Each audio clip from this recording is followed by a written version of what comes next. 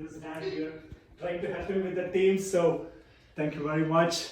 No, sir. I appreciate you stepping in. I'm happy to help any way I can. He's a great kid. So Thanks much. Please go ahead. Can you record?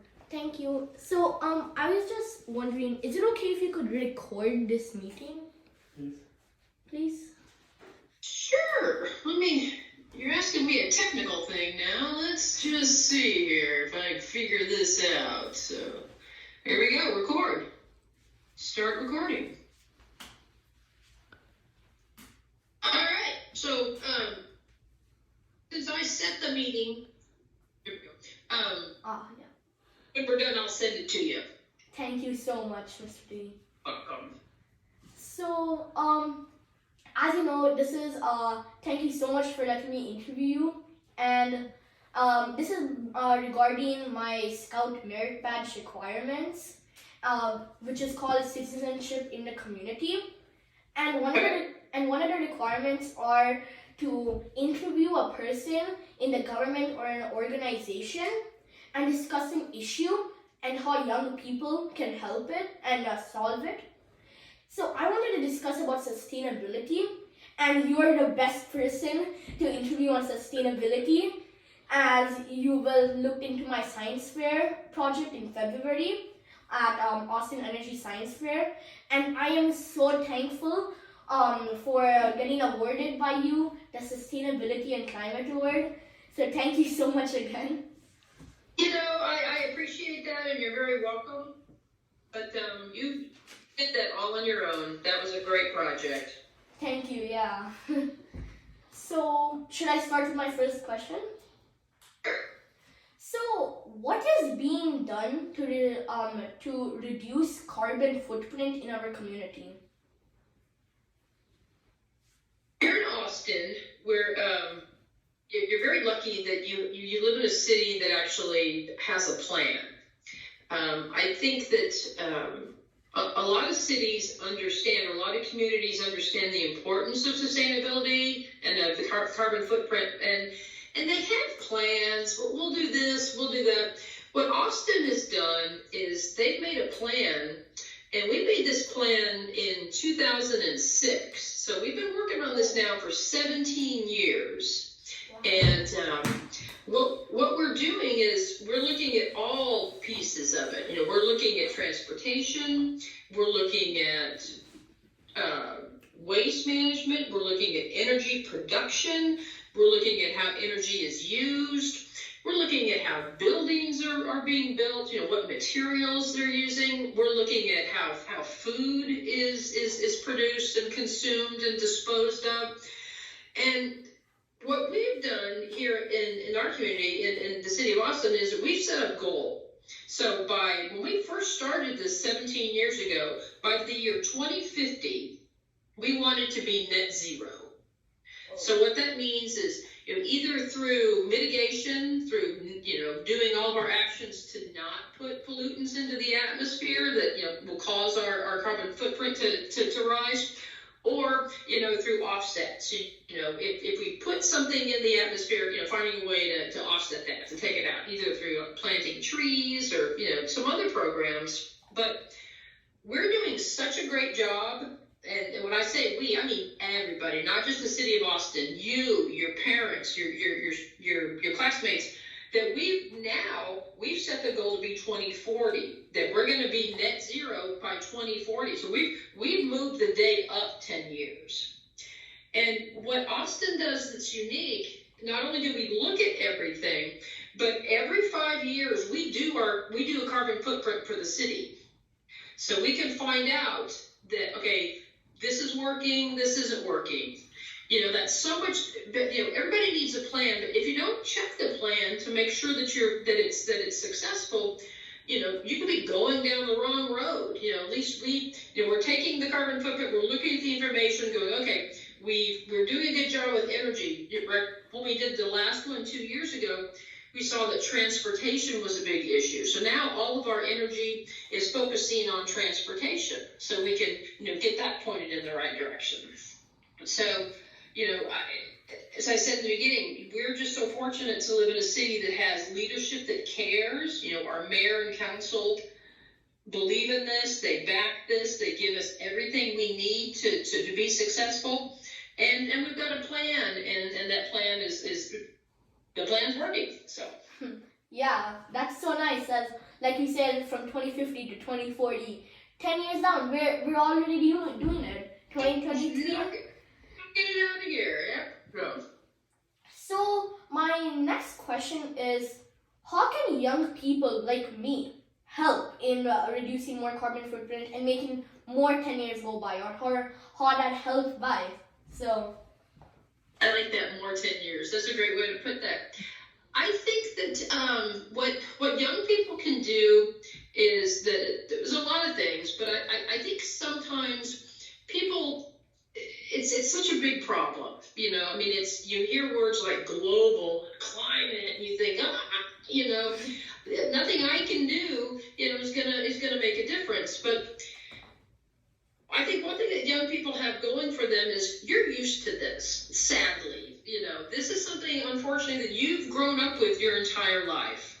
You know, when I was your age, climate, global warming, we didn't think of these things. You know, they weren't in our vocabulary.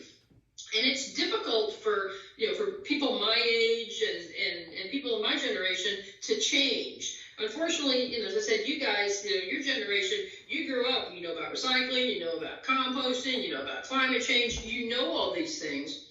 And I think the best thing that young people can do are, one, talk about it. You know, what your project was wonderful. And what that did was that got some conversations going, I'm sure, in your classroom. I know I talked about your project at great length, you know, to the other judges and some of the other people in my office, and just talk about it. If you're having lunch and you see that, you know, your classmate is throwing something away that could be recycled, go, hey, you know, maybe put that into recycling. You know, we need young people to be vigilant, you know, and see when things aren't being done. And I think also too, just pick one thing. As I said earlier, I think people kind of go, we can't solve this. But if you go, okay, I'm going to every Monday ride my bike to school. You know, I mean, we're having a problem with transportation. There's a lot of pollution from cars. Now, just pick one thing. And, you know, once you get used to that, once you fall into that habit of, okay, now I ride my bike every Monday, let's take a look around at something else. Maybe, you know, I can, you know, grow a garden. You know, maybe I can, you know, start composting at my house. You know, maybe, you know, recycling. Just, I think people need to simplify it. And I think that young people, that's the best thing you can do. You know, maybe start a green team at your school. You know, I would love to come, you know, if that's something you'd be interested in doing, and help you set that up so we can, you know, we can pick some projects. We can keep the dialogue going. Just don't. There's so many things to do that don't. I think young people need to just pick something simple and stick with it. Would be my big advice. yeah, that is. I think it's a good way to put it. And you know that you're young, so you don't have to worry about this. But when you're old like me, and it's like when you start a diet, you know. Now, nobody is going to get up and run 5 miles every morning and eat a radish. I mean, you may say that in your mind. You're like, tomorrow I'm going to start running every day, and I'm only going to eat, you know, salads. No, you're not. You know, people. You know, you don't make it so difficult. You know, maybe wake up and go, hey, tomorrow I'm going to take a walk around the block. That I can accomplish. So, Yeah. just don't make it too hard on yourself. So some like weekly challenges for you to achieve, but that aren't too hard. Like a simplified version that you know you could do. Exactly. And then, you know, if everybody, if you see some success, if you see that you're making a difference, you're going to want to keep doing that. But if you do something and you try and you don't see good results, or you're not able to do it as often as you'd like, you get frustrated, then you stop. And that's, you know, people can't stop. We've got to keep moving. So. Agreed, yeah. So before you were talking about eating certain foods, and that could affect everything like the carbon footprint. How can that affect the carbon footprint, like by eating certain foods?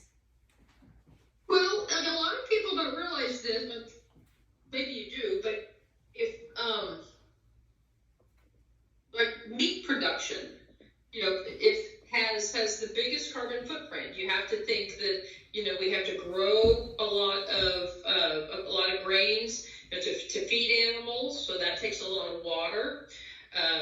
Processing those grains just to feed them to animals, and then sadly the process of converting animals to meat, and then transporting that final product to restaurants or grocery stores has a huge carbon footprint. So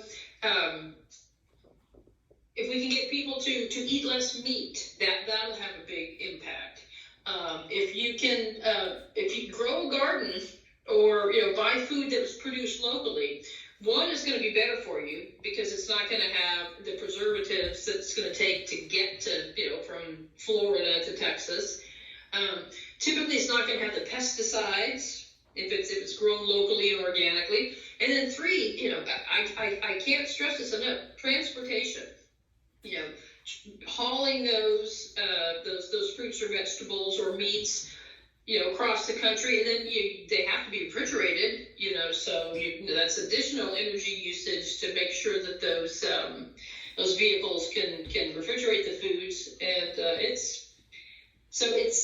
I certainly understand that not everybody it can move to just a strictly plant-based diet, but maybe if we can get people to maybe move away from feeling like you have to have meat every day, and then trying to buy things locally. One, it helps smaller businesses in the area, and then two, ultimately it's better for you and ultimately better for the environment.